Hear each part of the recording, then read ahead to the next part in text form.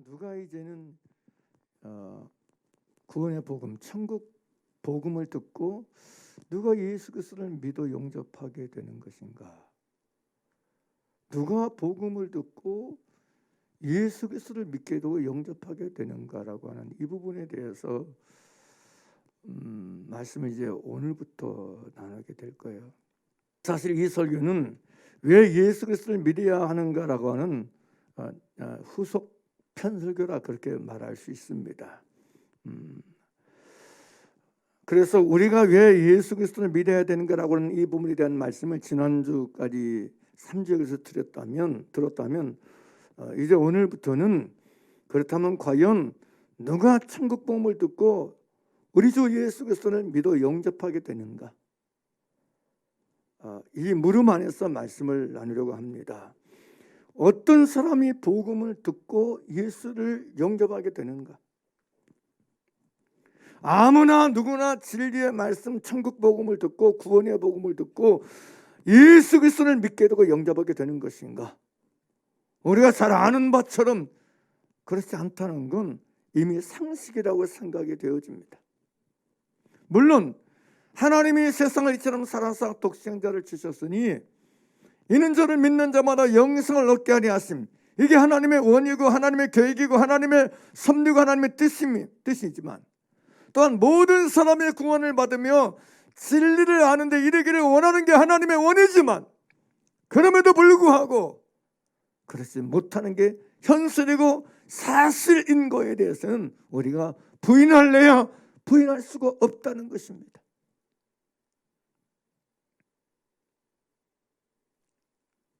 하나님께서 모든 사람의 구원을 받으며 진리를 아는데 이르기를 원하지 않았어가 아니라 하나님이 아무리 그걸 원하시고 계셔도 이게 실제적으로 사실적으로 현실 속에서는 그렇지 않다는 것에 대해서 우리가 의심이 여지가 없다는 말입니다.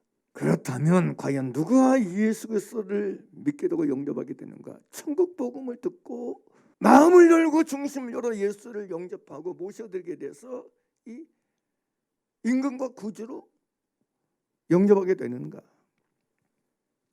우리는 과연 누가 이 천국 복음을 듣고 구원의 복음을 듣고 예수 그리스도를 믿게 되고 영접하게 되는가에 대해서 그런 어떤 실마리를 에베소서 2장 1절에서 9절 말씀을 통해서 여러분 답을 얻을 수 있는 부분이 있다고 생각이 되어져요. 에베소 2장 1절에 허물과 저로 죽었던 너희를 살리셨다. 그때 너희가 이 사람 쭉 나오죠. 그 다음에 4절 5절에서 이렇게 말씀해 주고 있어요. 4절 5절 보게 되면 국륜의 풍성하신 하나님이 우리를 사랑하신 극한 사랑을 인하여 허물로 죽은 우리를 그리스도와 함께 살리셨고 함께 읽겠습니다. 시작. 너희가 은혜로 구원을 얻은 것이라. 따라서 합시다. 너희가 은혜로 구원을 얻은 것이라. 구원은 뭘로 얻어요? 은혜로입니다. 잘 보셔야 돼요. 다음에 8절에서 또다시 이렇게 말씀하세요. 너희가 그 은혜를 인하여 믿음으로 말미암아 구원을 얻었나니. 너희가 그 은혜를 인하여 은혜로 말미암아 믿음으로 말미암아 구원을 얻었다. 은혜에 기인되어서 믿음으로 말미암아 구원을 얻었나니 이것이 너희에게서 난 것이 아니요 누구의 선물이다? 하나님의 선물이다. 하나님의 은혜다. 하나님의 선물이다. 이렇게 표현해 주고 있어요. 그러니까 우리는 이 에베소서 여러분 2장 말씀을 통해서 구원을 얻은 열쇠가 뭐냐? 은혜라고 하는 사실을 알 수 있어요. 믿음으로 말미암아 구원을 얻는 것인데 믿음으로 말미암아 구원을 얻는 게 무엇을 인하여? 은혜를 인하여 하나님의 선물을 위해서 기인했다는 거예요. 그러니까 그 누구도 은혜로 말미암지 않으면 은혜가 아니면 구원을 얻을 수 있다 없다? 없다는 거예요. 구원을 얻지 못한다는 거예요. 이게 성경에서 우리에게 가르쳐주는 진리예요. 진리. 구원은 무엇으로 얻느냐? 믿음으로 얻는다라는 말을 하니까 그냥 내가 믿으니까 구원 얻겠지 이런 식으로 생각해. 그래서 은혜를 몰라.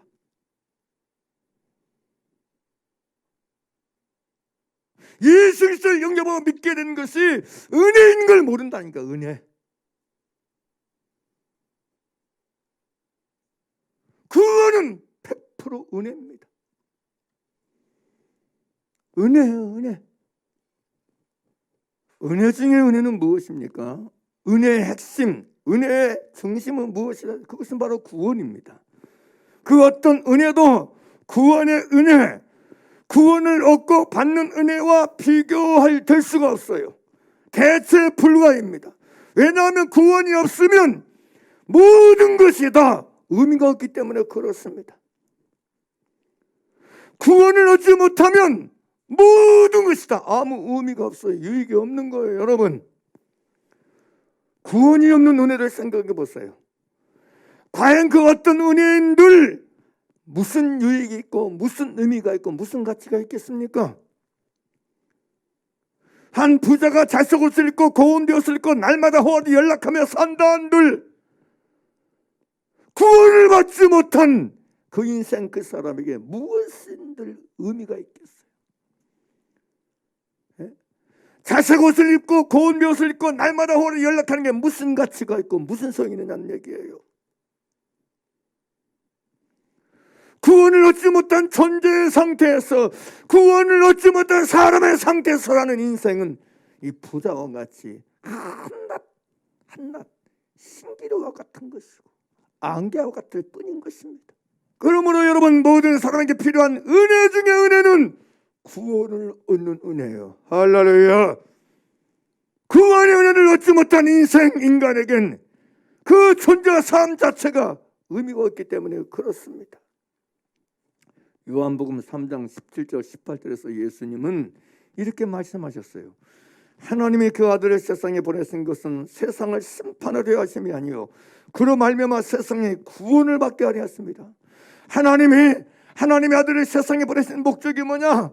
그것은 심판이 아니요 그로 말미암아 세상에 구원을 받게 합니다. 그래서 심판과 구원을 반대로 쓰고 있어요. 심판과 구원, 구원과 심판을 반대적 의미로 쓰고 있다고요. 구원을 받지 못하면 뭐가 기다리고 있다? 심판이 기다리고 있다. 심판은 누가 받느냐? 구원 얻지 못한 사람이 받는 게 심판이다. 믿습니까? 믿습니까? 이 보세요. 읽어볼래요? 시작. 하나님이 그 아들을 세상에 보내신 것은 세상을 뭐하려 하심이 아니요 심판하려 하심이 아니요 저로 말미암아 세상에 구원을 받게 하려 하십니다. 그러니까 심판이라 하심과 구원을 받게 하려 하심이 반대로 쓰이고 있잖아요. 할렐루야. 그러니까 구원의 반대는 심판이고 심판의 반대는 구원이라는 말씀이에요. 그래서 18절에 그래요. 그를 믿는 자는 뭘 받지 아니하는 것이요? 심판을 받지 않은 것이요.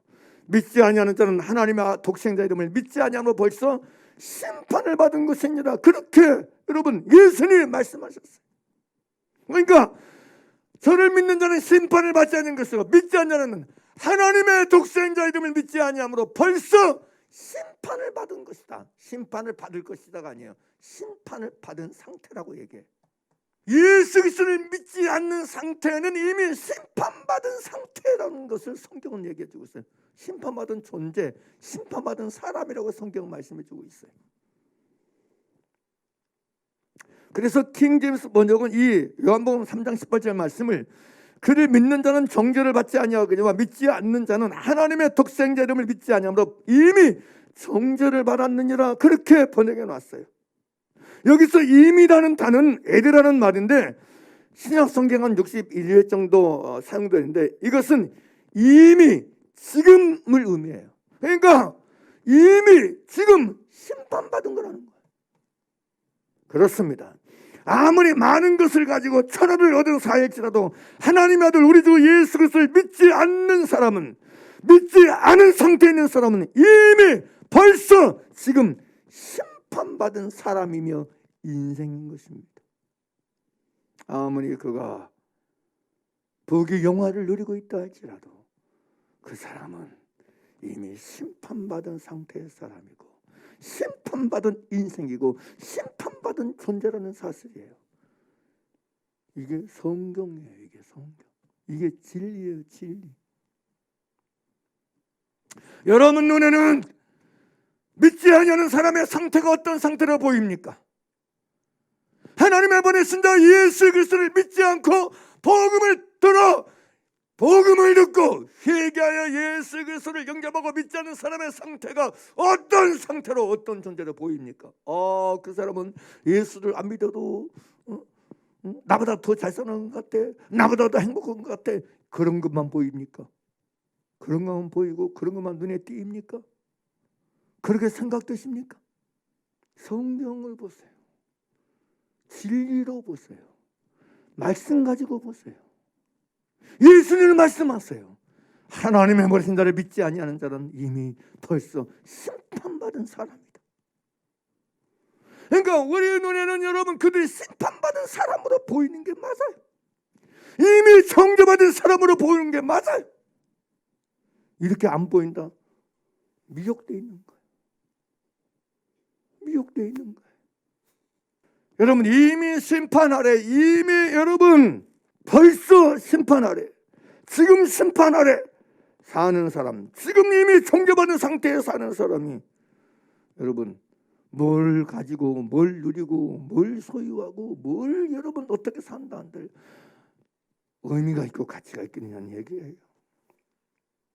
이 세상은 구원의 은혜를 뺀 복을 얘기해요. 구원의 은혜, 구원을 빼버린 복을 얘기한다고요. 구원을 빼버린 행복을 얘기한다고요. 이 세상이나 세상에 속한 사람들에게 있어서의 복의 개념이 그러하고 복의 가치가 그러해요. 모든 사람에게 필요한 건 구원인데 구원 없는 복으로 미혹하고 구원 없는 복으로 인생을 속입니다. 근데 참으로 구원은 우리가 잘 아는 것처럼 예수 그리스도로 말미암은 줄 믿습니다. 천하인간에 우리에게 구원을 얻을 만한 다른 이름을 주신 이가 없기 때문에 구원은 예수로 말미암는 줄 믿습니다. 그래서 여러분 예수를 믿는 게 중요한 것이에요. 그렇다면 다시 얘기합니다. 이와 같이 여러분 구원은 은혜로 말미암아 얻는 것인데 구원은 하나님의 선물인데 그럼 이 구원의 은혜를 어떤 사람에게 주시느냐, 어떤 사람에게 베푸시느냐, 어떤 사람에게 그게 주어지느냐 부어지느냐, 이 부분에 대해서 말씀을 나누려고 해요. 그래서 제목이 과연 누가 은혜의 복음, 생명의 복음, 천국의 복음, 구원의 복음은 듣고 하나님의 아들 주 예수 그리스도를 진실로 영접하고 믿는가, 이런 물음을 갖는 거예요.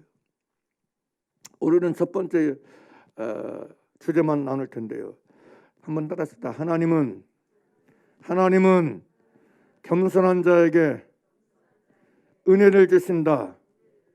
하나님은 겸손한 자에게 은혜를 주신다. 이건 우리가 성경을 통해서 너무나 잘 알고 있는 말씀이기도 해요. 야고보서 4장 6절에서 그러나 더욱 큰 은혜를 주시나니 그러므로 이르렀을 때 하나님이 교만한 자를 대적하시고 물리치시고 겸손한 자에게 은혜를 주신다. 하나님은 교만한 자를 대적하신다. 겸손한 자에게 은혜를 주신다. 이게 진리예요. 야고보 사도만 그런 게 아니라 베드로 사도도 베드로전서 5장 5절에서 젊은 자들은 이와 같이 장로들에게 순복하고 다 서로 겸손으로 흐리를 동이라. 하나님은 교만한 자를 대적하실 때 겸손한 자들에게는 은혜를 주시느니라. 하나님은 교만한 자를 대적하실 때 겸손한 자들에게는 은혜를 주시느니라. 하나님은 누구에게 은혜를 주시는 분이냐? 겸손한 자들에게 은혜를 주신다. 반대로 교만한 자들에게는 은혜를 주실 수 없다. 은혜를 주시지 않는다, 이 뜻이에요. 할렐루야, 할렐루야. 그러면 아까 제가 에베소 2장 1절에서 여러분 9절까지 보면서 하나님은 누구에게 은혜를 줘요? 겸손한 자에게 은혜를 주신대. 구원의 은혜도 역시 누구가 받는, 누구에게? 당연히 겸손한 자에게 주시는 거지. 겸손한 자에게 베푸시는 거지. 구원의 은혜는 은혜가 아닙니까? 너희가 그 은혜로 말미암아 구원을 얻은 것이라. 당연히 구원의 은혜 역시 은혜이잖아, 은혜. 하나님께서 은혜를 베푸시고 은혜를 주시는 원칙, 변할 수 없는, 타협할 수 없는 대원리, 바로 겸손한 자입니다. 우리는 지금까지 이 말씀에 대해서 너무나 친숙하게 들어왔으리라 생각해요. 그래서 하나님의 교만한 자를 대적하 쓰고 겸손한 자에게 은혜를 주신다는 진리의 원칙과 법칙을 우리는 잘 알고 있어요. 그런데 문제는 뭐냐면 우리가 그렇기 때문에 이 부분에서도 놓친 게 있는데 그게 뭐냐면 무슨 말입니까? 여기서 말하는 은혜 곧 하나님의 교만한 자를 대적하 쓰고 겸손한 자들에게 은혜를 준다는 이 말씀에서 은혜라는 개념을 생각하거나 받아들일 때에 은혜를 말할 때 구원의 은혜, 은혜로 말미암아 구원을 얻는 것에 대한 것을 자연스럽게 습관적으로 배제하거나 죄시켜 놓으면서 은혜를 말한다는 거예요. 은혜, 구원 빼고 복 받는 은혜, 구원 빼고 치유의 은혜, 구원 빼고 은사적인 은혜, 이런 은혜를 생각하는 거예요. 그러니까 구원을 베푸시고 구원 얻는 비밀의 열쇠, 우선적인 열쇠, 겸손인 걸 놓치는 거예요. 마치 구원을 받은 것이 은혜가 아닌 것으로 여기고 아닌 것처럼 생각해버리는 성향들이 계속해서 일어나고 생기는 거예요.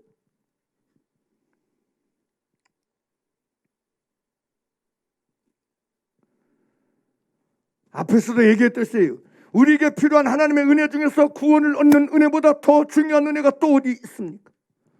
우리가 여러분 죄에서 구원을 얻어 사는 것보다 더 나은 은혜, 더 우선적인 은혜가 어디 있어요? 없습니다. 구원을 얻지 못하고 구원받지 못한 상태에서 그 어떤 천하만국을 다 주는 은혜라 한들 그게 은혜일 수가 있겠느냐는 거예요. 지옥 밑바닥에 떨어지는 것인데 이미 심판받고 정죄받은 상태에 있는 것인데 건강의 은혜가 무슨 의미가 있고 재물의 은혜가 무슨 의미가 있고 여러분 출세의 은혜가 무슨 의미가 있어요? 생각해 보시라니까. 좋은 사람 만나고 좋은 부모 만나고 오복 육복 아무리 얘기해도 그 복이 무슨 의미가 있어? 그 복이 무슨 은혜가 있고 그 은혜가 무슨 가치가 있냐고요. 다시 말하지만 구원의 은혜를 얻지 못하고 받지 못한 그 외에 그 어떤 은혜를 한들 아무 가치가 없는 거예요. 그랬어요. 하나님은 은혜를 주시는 분인데 누구의 은혜를 주시는 분인가? 바로 겸손한 자들입니다. 이 원리는 변할 수가 없습니다. 하나님은 교만한 자를 대적했을 때 겸손한 자들에게 은혜를 주십니다. 구원은 은혜입니다. 그리고 구원은 하나님의 선물입니다. 그런데 이 하나님의 구원의 은혜, 구원의 선물을 누구에게 베푸시고 누구에게 허락하시고 누구에게 주시는가? 겸손한 자입니다. 할렐루야. 그래서 우리는 여기서 하나님이 구원의 은혜를 주시고 베푸시는 변할 수 없는 진리의 원칙을 발견할 수 있고 깨닫게 되니 그것은 하나님의 구원의 은혜, 구원의 선물을 겸손한 자들에게 베푸신다는 사실이에요. 겸손한 자들에게 주신다는 사실이에요. 지금 제가 이 부분을 나누고 있는 건 설교 제목이 그렇잖아요. 누가 과연 천국 복음을 들어 주 예수 그리스도를 믿어 영접하게 되는가? 이 부분을 나누면서 지금 겸손을 얘기하고 있어요. 마음이 가난한 걸 얘기하고 있어요. 좀 더 살펴보도록 하죠. 이사야 선지자는 이사야 61장 1절에서 복음 곧 아름다운 소식을 과연 누구에게 전하려 하려 하시는 분인가를 이렇게 말씀해 주고 있어요.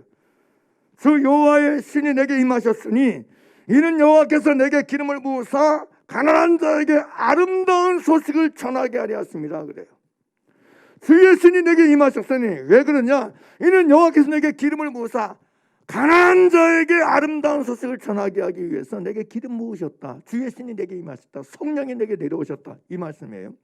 예수님이 이사야 61장 1절 말씀을 누가복음 8장 16절에서 21절에서 이렇게 인용하셨어요. 예수께서 그 자라나신 곳 나사렛에서 이르사 안식일에 늘 하시던 대로 회당에 들어가서 성경 읽으려고 썼음에 선지자 이사야의 글을 드리고는 책을 펴서 이렇게 기록된 데를 찾으시니 곧 주의 성령이 내게 임하셨으니 이는 가난한 자에게 복음을 전하게 하려 하시고 내게 기름을 부으시고 이는 가난한 자에게 복음을 전하게 하시려고 내게 기름을 부으셨다라고 얘기했어요. 하나님이 왜 예수님께 기름을 부으시냐? 왜 성령을 부어주셨냐? 가난한 자에게 복음을 전하게 하시려고. 하나님의 교회, 하나님의 목적, 하나님의 뜻은 뭐냐? 가난한 자에게 복음을 전하는 거예요. 가난한 사람에게 복음이 전해지는 거예요. 그럼 여기서 가난한 자는 누구예요? 여기서 표현된 가난한 자가 누구예요? 복음은 가난한 자에게 전해지는 것인데, 하나님의 예수님께 성령을 부어주신 건 가난한 사람에게 복음을 전하게 하시려고 성령을 부으신 건데, 그럼 여기서 말한 가난한 자는 과연 어떤 사람을 가리키는 거예요? 오늘은 아나우라는 말인데, 이 말은 가난한, 고통받는, 비천한, 겸손한, 이걸 의미해요. 그리고 이 아나우라는 여러분 히브리어 단어는 고난의 의도적인 결과를 통해서 여러분 가지게 되는 겸손을 의미해요. 겸손. 그러니까 여기서 가난한 자는 겸손한 자를 가리켜요. 겸손한 자를 가리켜요. 그러니까 하나님이 예수님에게 성령을 부으신 것은 겸손한 자에게 복음을 전하게 하시려고 성령을 부으셨다는 말씀이에요. 하나님은요, 모든 인생의 고난과 인생의 어려움을 통해서 어떻게 되게 원하신다는 얘기예요? 가난한 자가 되게 원하세요. 왜요? 가난한 자가 돼야 복음을 듣고 복음을 받아들이게 되니까. 가난한 자가 되어야 구원의 은혜를 주실 수가 있으니까, 베푸실 수가 있으니까. 할렐루야. 이거 여러분 진짜 하셔야 돼요. 그래서 여러분, 하나님이 우리에게 인생으로 고생하며 근심하게 하시는 본심 아니신데, 왜 고생과 근심을 허락하시냐?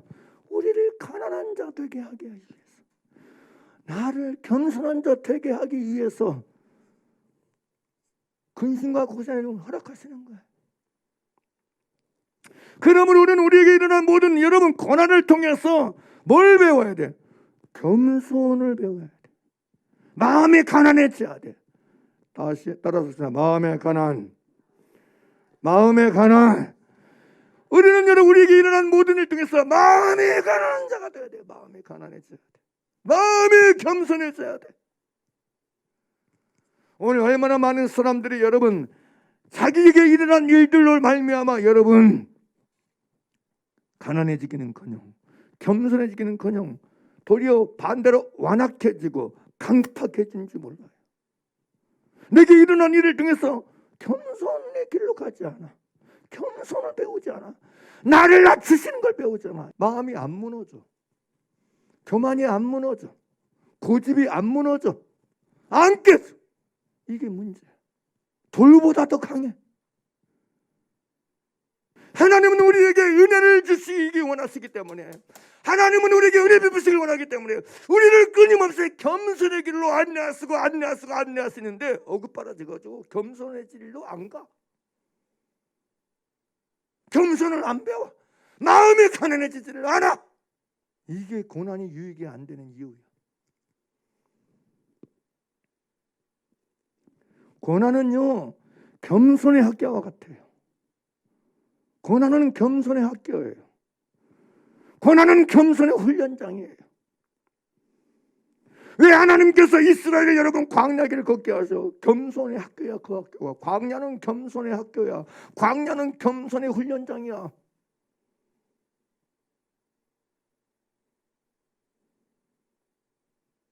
여러분 보세요.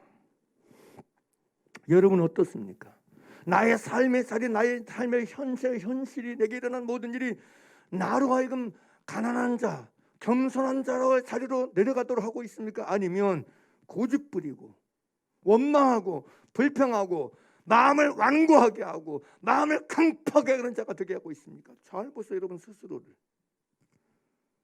내게 발생한 일이나 상황이나 여건을 통해서 나는 하나님 앞에 마음이 무너져 내리고 겸손해지고 있는가? 아니면 여전히 그 자리에 머물러 서서 나는 문제 없어, 네가 문제지, 나는 잘못이 없어, 당신들이 문제지, 이런 오만과 교만을 여전히 유지하고 있는가? 이걸 유지하는 사람이 의외로 많아. 이 고집, 이거 쓸데없는 고집. 겸손해지지를 않아. 하나님은 여러분 교만한 자를 대적하시고 겸손한 자에게 은혜를 베푸시는 분이기 때문에 우리에게 은혜 주기를 진짜 원하셔. 그래서 내가 어떻게 해야 겸손해질 수 있을까? 이러면 겸손해지려나, 저러면 겸손해지려나, 이런 일 당하면 겸손해지려나, 저런 일 그래서 그거 연구하고 그거 생각해서 하나님의 섭리하시고 경륜하시고 그래서 허락하시는데 이놈의 고집이 겸손의 길을 선택을 하네. 마음이 가난해지지를 않아. 그러니 하나님의 아무리 은혜 베풀고 싶어도 은혜 줄 수가 없는 거예요. 그 어떤 고난도, 그 어떤 어려움도, 그 어떤 고통도 우리에게 유익이 되는 것은 우리에게 그 모든 것들이 우리를 겸손의 자리로, 마음의 가난한 자의 자리로 안내하기 때문에 그래. 이끌기 때문에 고난당한 것이 유익이 될 수 있는 거예요, 여러분. 왜 안 배워 이걸요? 왜 안 배우시냐고? 에? 내 자신의 문제든 가정의 문제든 자식의 문제든 모든 것은 하나님 앞에서 나를 겸손하게 하시려는 거야. 마음이 가난한 자의 자리로 가라는 하나님이 사인이고 메시지고 신호야, 신호. 여러분, 전능하시고 살아계신 하나님 오늘도 우리를 무엇을 재판하신 줄 아세요? 무엇을 판단하신 줄 아세요? 하나님은 의로우신 재판장이시고 매일 분노하시는 하나님이신데 그 하나님의 재판하시는 첫 번째 항목이 뭔지 아세요? 의로우신 재판장이신 하나님은 오늘도 우리 각 사람의 중심과 심장을 살피고 보셔서 판단하시고 헤아리시는 첫 번째 항목이 뭔지 아세요? 그게 겸손에 대한 거예요. 마음이 가난한 거에 대한 거예요. 왜냐하면 여러분 시편 75편 4절에 7절에서 하나님 말씀하세요. 내가 오만한 자들에게 오만하게 행하지 말라 하며 악인들에게 뿔을 들지 말라 하였노니 너희 뿔을 높이 들지 말며 교만한 목으로 말하지 말지어다. 무릇 높이는 일이 동쪽에서나 서쪽에서 말미암지 아니하며 남쪽에서도 말미암지 아니하고 오직 재판장이신 하나님이 이 일을 낮추시고 저를 높이시나 시느니라. 하나님은 재판하시고 뭘 재판하시나? 교만을 재판하신다니까. 겸손을 재판하신다니까. 그래서 사무엘하 22장 28절에서 주께서 공고한 백성 구원하시고 교만한 자를 살피사 낮추시리이다. 잠언 29장 23절에서도 사람이 교만하면 낮아지게 되겠고 그래요. 교만하면 낮아지게 되겠고 그래. 하나님은 의로우신 재판장이요. 시편 7편 11절 말씀처럼 하나님께는 조금도 불우함이 없어요. 그래서 시편 90편 15절에서 여호와의 정의가 승과 나의 바위 되심과 그에게는 불의가 없으면 선포되리로다. 로마서 9장 14절 우리가 잘 아는 대로 그런 적 우리가 무슨 말 하리요? 하나님께 불의가 있느냐? 그럴 수 없느냐? 하나님께는 불의가 없어요. 그래서 하나님의 재판은 온전하시고 완벽하시고 퍼펙트하시고. 근데 그 하나님이 재판하시고 판단하시는 그 겨울, 잣대, 기준 그게 뭐예요? 그게 겸손이에요. 하나님은 사람을 외모로 보지 않고 중심을 보시는데 네 마음이 가난하냐 안 가난하냐, 네 마음이 겸손하냐 안 겸손하냐 이걸 보시는 거예요. 누가 보면 여러분 4장 10절에서 가난한 자는 무슨 나라냐면 프토크스란 말인데 이것은 가난한, 빈곤한, 고골하는 이란 뜻을 가져요. 근데 이것은 여러분 본래 쭈그리고 움츠러든 사람이란 의미였어요. 그러니까 비참한, 자주 항상 비참한 가운데서 존재하는 상태를 말하는 거예요. 그러니까 이 단어는 거짓 신처로 전락한, 자선을 얻지 못하면 안 되는 상태, 선한 상태를 의미해요. 그러니까 이 말은 거지가 될 만큼 가난하여 남의 도움을 필요로 할 정도로 가난한 사람을 가리키는 말이에요. 그러니까 이 말은 자신의 재산으로 살 수가 없고 살 수가 없어서 어쩔 수 없이 자기 스스로 손수 일하여 벌어먹고 살아야 하는 사람을 가리키는 페네스라는 말과 차원이 달라요. 여기서 말하는 이 가난한 프토크스란 말은 누군가가 도움이 없으면, 누군가가 도와주지 않으면 살 수 없는 상태의 사람, 그런 가난, 이걸 말하는 거예요. 그러니까 이것은 이사야 여러분 61장 1절에서 말한, 그리고 여러분 누가복음 4장 18절은 가난한 자는 어떤 사람이에요? 하나님의 도움이 없으면 살 수 없는 상태인 나를 깨닫는 사람을 말하는 거예요. 이게 겸손이라니까. 하나님의 도움과 은혜가 없으면 안 되는 나를 아는 상태, 그게 겸손이라고요. 하나님 바로 이 사람이 은혜를 주세요. 여러분 이 상태에서 사시나요? 여러분 이 상태에서 사시냐고요? 매 순간순간 하나님의 은혜가 아니면 안 되는 나인 걸 인정하는 상태에서 사냐고요? 이 가난한 자의 상태에서 사냐고요? 이것도 없으면서 뭔 은혜 받기를 기대하고 뭔 은혜 받기를 기도해, 뭔 은혜 받기를 생각하고 살아요? 하나님 뭐라고? 하나님은 뭐라고 얘기해? 잠언 19장 23절에서 사람이 교만하면 낮아지게 되겠고, 그런데 하나님은 낮추시지 높이지 않습니다. 아내에게도 낮춤받고, 자식에게도 낮춤받고, 부모에게도 낮춤받고, 형제에게도 낮춤받고, 무시받고, 낮아질 수밖에 없어요. 교만한 자를 하나님은 낮추고 대적할 수밖에 없어요. 근데 그것도 모르고 사람의 나를 무시한다나, 사람의 나를 제대로 모른다나 웃기는 소리 하고 있어요. 당신 교만하니까 하나님 낮추시는 거예요. 교만하니까 하나님이 대적하셔서 사람이 낮추는 거예요. 제대로 하셔야지. 오늘날 사람들에게 하나님의 말씀, 진리의 말씀, 구원의 말씀, 천국 복음이 들려줘도 제대로 들려지지를 않아, 받아들이지를 않아. 문제의 원인과 본질은 무엇인가? 마음이 겸손해지지 않아서 그래요. 마음이 가난해지지가 않아서 그래요. 마음이 무너지고 비워지고 깨트려지지 않아서 그래요. 우리 삶에 일어나는 모든 일들 속에서 여러분 마음이 하나님 앞에서 무너지고 깨트려지고 비워지지 아니하면 복음은 여러분에게 들려지지 않습니다. 안 들어와요. 우리가 여러분 한나의 기도가 사무엘상 2장 1절에서 10절에 기록이 되어 있는데 내용은 이래요. 한나가 기도하여 이르되 내 마음이 여호와로 말미암아 즐거워하며 내 뿔이 여호와로 말미암아 높아졌으며 내 입이 내 원수를 향하여 크게 열렸으니 이는 내가 주의 구원으로 말미암아 기뻐함이니이다. 여호와와 같이 거룩하신 이가 없으시니 이는 주밖에 다른 이가 없고 우리 하나님 같은 반석도 없으심이니이다. 심히 교만한 말을 다시 하지 말 것이며 오만한 말을 너희 입에서 내지 말지어다. 여호와는 지식의 하나님이시라 행동을 달아보시느니라 그래요.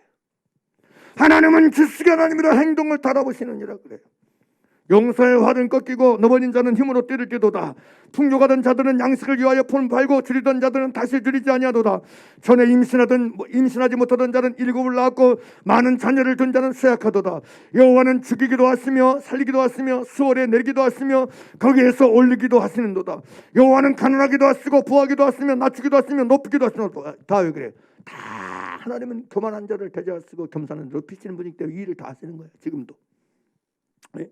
8절 가난한 자를 진토에서 일으키시며 빈궁한 자를 거름뜸에서 올리시며 귀족들과 함께 하시며 영광의 자리를 차지하게 하시는도다. 땅의 기둥들은 여호와의 것이라 여호와께서 세계를 그것들 위해 세우셨도다. 그가 그의 거룩한 자들의 발을 지키실 것이요 악인들은 흑암 중에서 잠잠하게 하시리니 힘으로는 이길 사람이 없음이로다. 여호와를 대적하는 자는 산산이 깨어질 것이라. 당연하지. 교만해서 여호와를 대적하는 자는 산산이 깨어지게 돼 있어.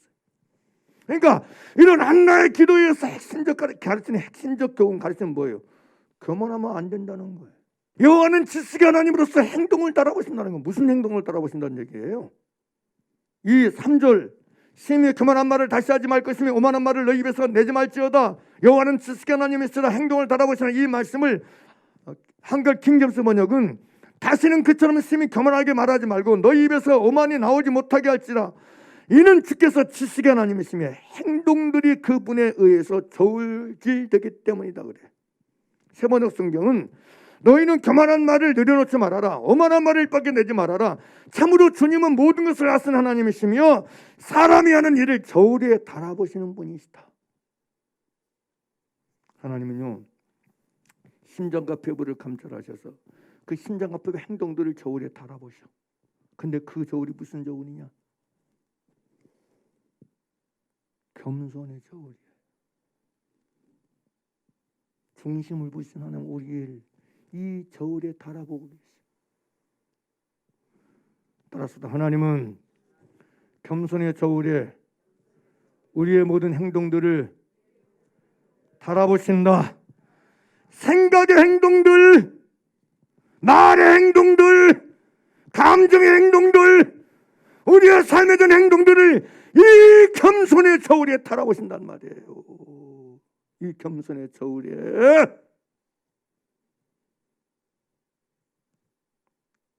나의 모든 행동들을 저울에 달아보고 계시다고요. 지금 이 순간에도 내가 얼마나 옳은 말 하느냐, 내가 얼마나 맞는 말 하느냐, 내가 얼마나 이치합당 말해, 그게 중요한 게 아니야. 그 말이 어디서 나오느냐는 거예요. 겸손에서 나오느냐, 교만에서 나오느냐, 요걸 달아보신단 말이에요. 이걸 믿습니까?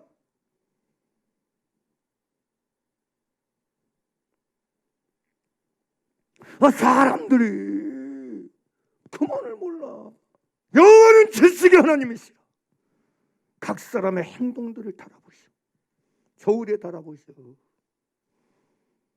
이 순간 네가 지금 어떤 마음으로 이걸 행하고 있냐?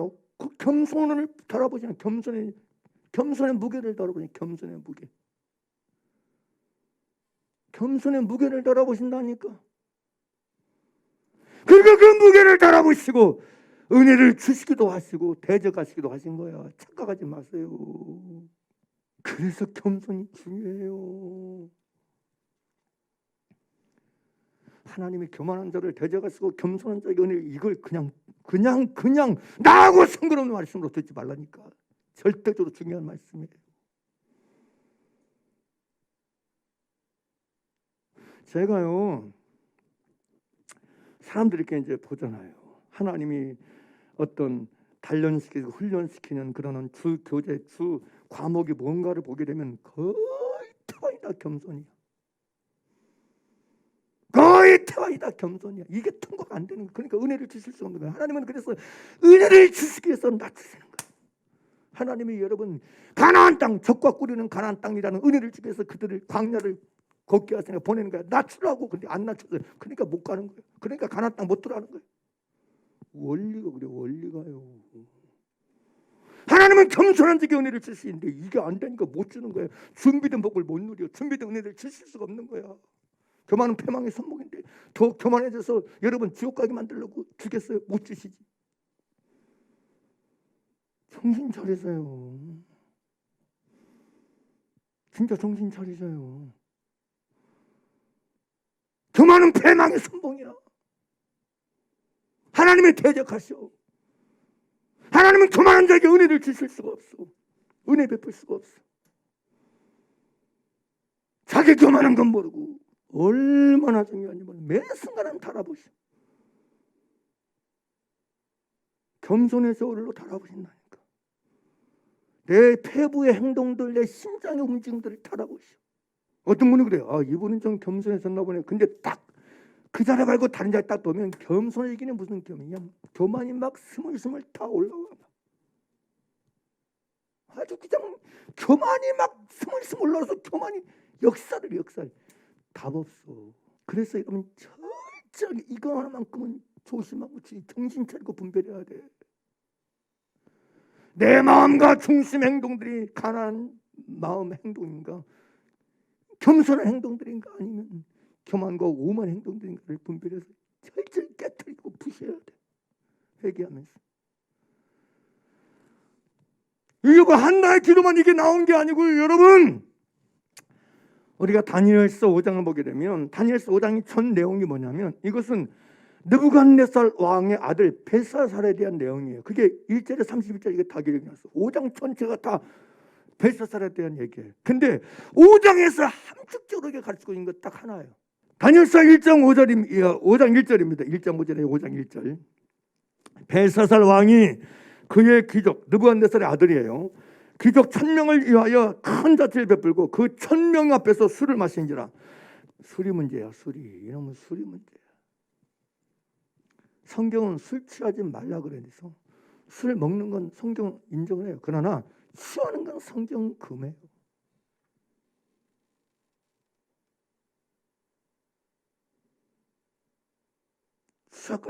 취할 때까지 먹으면 안 먹어야 돼. 아무튼 그래요. 2절 벨사살이 술을 마실 때 명하여 그에 붙인 느부갓네살의 예루살렘 성전에서 탈취해온 금, 은 그릇을 가져오라고 명하였으니 이는 왕과 귀족들과 왕후들과 후궁들이 다 그것으로 마시려 함이었더라. 이에 예루살렘 하나님의 전 성소 중에서 탈취하여 온 금, 은 그릇을 가져오매 왕이 그 귀족들과 왕후들과 후궁들로 더불어 그것으로 마시더라. 그들이 술을 마시고는 그 금, 은, 구리, 쇠, 나무, 돌로 만든 신들을 찬양하니라. 하나님께 전에서 가져온 그것을 가지고 금, 은, 구리, 쇠, 나무, 돌로 만든 신들 우상을 찬양해서 이 벨사살이 그때 그런 중에 그때 사람의 손가락이 나타나서 왕궁 촛대 맞은편 석회벽에 글자를 쓰는데 왕의 그 글자 쓰는 손가락을 본지라.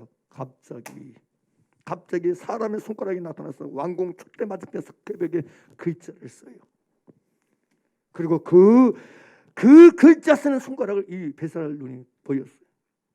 이에 왕의 즐기는 얼굴빛이 변하고 그 생각이 번면하여 넓적다리 마디가 녹는 듯하고 그의 무릎이 서로 부딪힌지라. 왕이 크게 소리질러 술객과 갈대와 술사와 점쟁이를 불러오게 하고 바벨론의 지혜자들에게 말하되 누구를 막느라고 이 글자를 읽고 그 해석을 내게 보이면 다주색 옷을 삐고 금사슬을 그의 목에 걸어주리니 그를 나라의 셋째 통치자로 삼으리라 하니라. 그때 왕의 지혜자가 다 들어왔으나 능히 그 글자를 읽지 못하며 그 해석을 왕께 알려주지 못하는지라. 그러므로 벨사살 왕이 크게 번면하여 그의 얼굴빛이 변하였고 귀족들도 다 놀라니라. 왕비가 왕과 그 귀족들의 말로 말미암아 잔치하는 궁에 들어왔더니 이에 말하여 이르되 왕이여 만수무강하옵소서. 왕의 생각을 번면하게 하지 말며 얼굴빛을 변할 것도 아니니이다. 왕의 나라에 기록 거룩한 신들의 영이 있는 사람이 있으니 곧 왕의 붙인 때에 있던 자로서 명철과 총명과 지혜가 신들의 지혜와 같은 자니이다. 왕이 붙인 느부갓네살 왕이 그를 세워 박수와 술객과 갈대와 술사의 점쟁이의 어른을 삼으셨으니 왕이 벨드사사라 이름하는 이 다니엘은 마음이 민첩하고 지식과 총명이 있어 능히 꿈을 해석하며 은밀한 일을 밝히며 의문을 풀 수 있나이다. 이제 다니엘을 부르소서. 그리하시면 그가 그 해석을 알려드리이다 하니라. 이에 다니엘이 부름을 받아 왕의 앞에 나아매 왕이 다니엘에게 말하되 내가 나의 부왕이 유다에서 사로잡아온 유다 자손 중에 그 다니엘이냐. 내가 내게 대하여 들은즉 내 안에는 신들의 영이 있으므로 내가 명철과 총명과 비상한 죄가 있다 하도다. 지금 여러 지혜자와 술객을 내 앞에 불러다가 그들에게 이 글을 읽고 그 해석을 내게 알게 하라 했으나 그들이 다 그 해석을 내게 보이지 못하였느니라.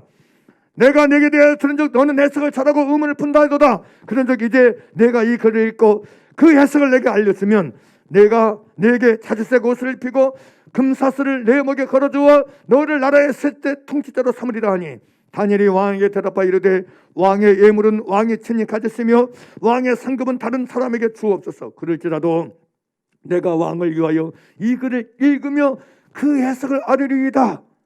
18절 왕이여 지극히 높으신 하나님이 왕에 붙인 느부갓네살에게 나라와 큰 권세와 영광과 위엄을 주셨고 그에게 큰 권세를 주셨으므로 백성들과 나라들과 언어가 다른 모든 사람들이 그의 앞에서 떨며 두려워하였으며 그는 임으로 죽이며 임으로 살리며 임으로 높이며 임으로 낮추었더니 그가 마음이 높아지며 뜻이 완악하여 교만을 행함으로 그의 왕위가 폐함받아 그의 영광을 빼앗기고 느부갓네살을 얘기하는 거예요. 자기 아버지 이 벨사살의 아버지 사람 중에서 쫓겨나서 그의 마음이 들짐승의 마음과 같았고 또 들나귀와 함께 살며 또 소처럼 풀을 먹이며 그의 몸이 하늘 이슬에 젖었으며 지극히 높으신 하나님이 사람 나라를 다스리시며 자기의 뜻대로 누구든지 그 자리에 세우신 줄 알게 이르렀나이다. 벨사살이여 왕이 그의 아들이 되어서 이것을 다 알고도 아직도 마음을 낮추지 아니하고 요기하는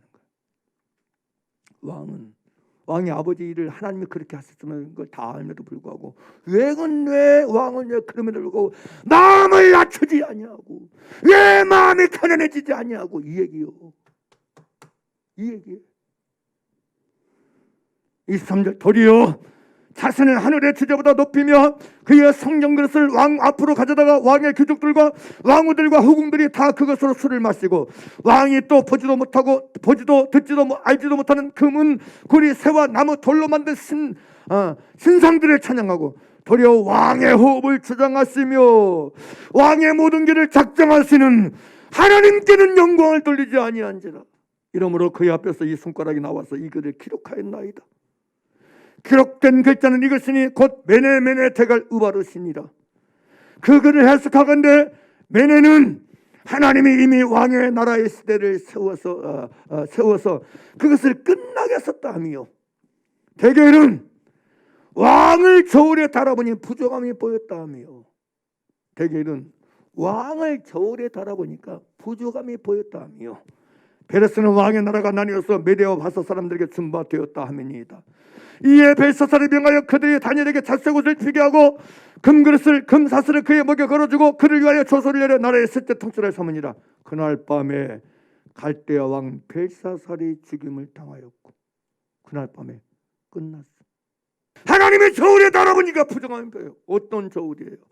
여기 여러분, 저울에 달아보니 부족함이 없다. 이 부족함이란 결핍함, 모자람, 무게가 모자라다, 아주 가벼운 것을 말해요. 어떤 저울이에요? 위에서 말하잖아요. 아직도 마음이 낮추지 않냐고. 겸손의 저울에 달아보니까 모자라,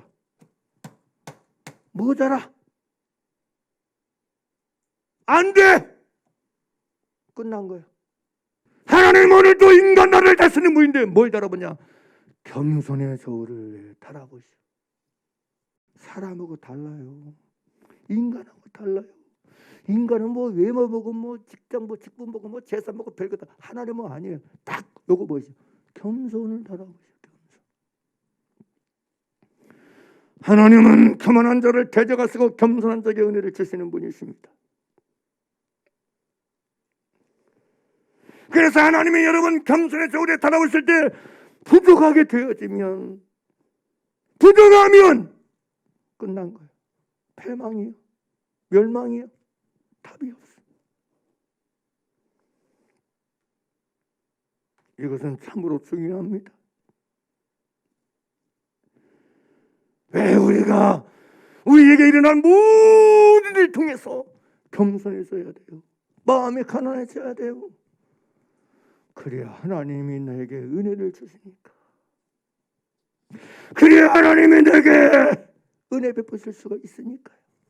사랑하는 여러분, 오늘 말씀을 통해서 하나님의 원리를 기억하시길 바랍니다. 하나님이 구원의 은혜도 다른 모든 은혜도 누구에게 베푸시는가? 겸손한 자에게 베푸신다. 누구에게 하나님의 은혜를 주시는가? 겸손한 자에게 은혜를 주신다.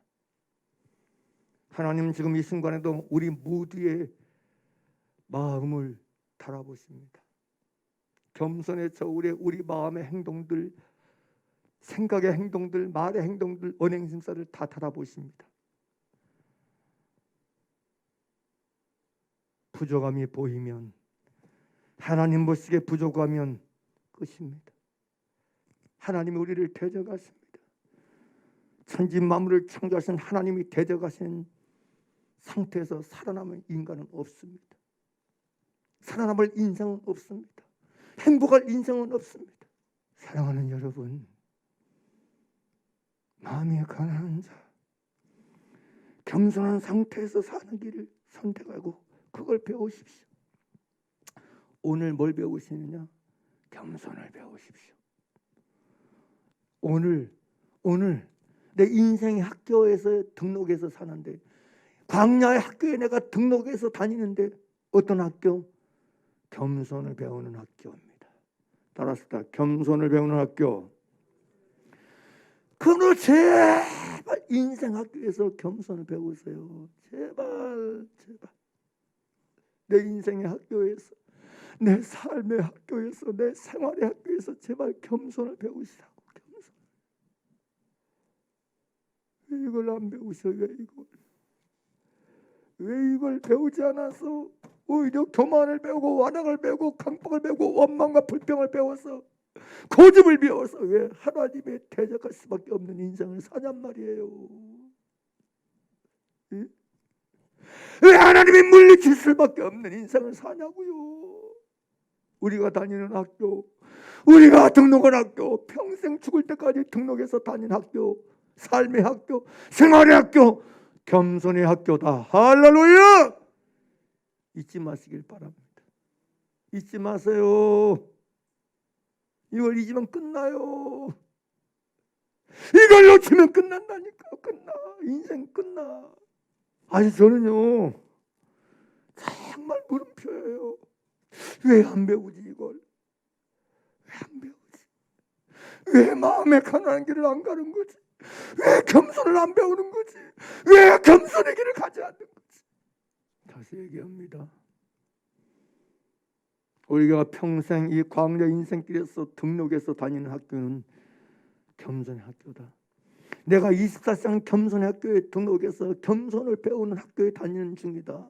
겸손을 배우는 학교에 있다. 이걸 잊지 마시고 제발 부디 제발 겸손을 오늘 속에서 지속적으로 계속적으로 평생 동안 배우는 여러분 되길 바랍니다.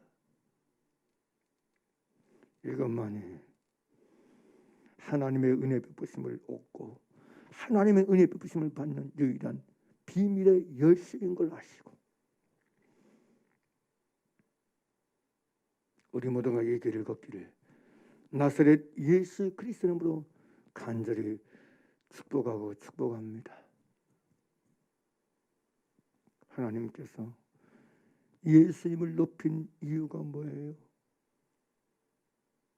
비밀이 뭐예요? 원인이 뭐예요? 그는 하나님과 하나님의 본체스나 하나님과 동등함을 취할 것으로 여기지 아니하시고 자기를 비어 사람들과 같이 되었고 사람의 모양으로 나타나셨으며 죽기까지 복종하셨으니 곧 십자가에 죽으십니다. 이러므로 하나님의 그를 지극히 높여 모든 이름 위에 뛰어난 이름을 주사 원리가요 겸손입니다. 나는 안 교만해. 교만이란 얘기예요. 나는 안 교만해. 그 자체가 교만이에요. 나는 교만하지 않아. 지독하게 교만하다는 증거예요. 교만을 하셔야 돼. 교만을 깨뜨리고 부셔야 돼. 그렇지 않으면 답이 없습니다. 우리 모두가 오늘도 내일도 아침에도 점심에도 저녁에도 밤에도 새벽에도 나의 모든 일생에 사는 순간이 겸손을 습득하고 겸손을 배우고 더욱더 마음이 가난한 자 겸손한 자가 되어가는 그 길을 걷게 되길 나사렛 예수를 간절히 축복합니다. 할렐루야.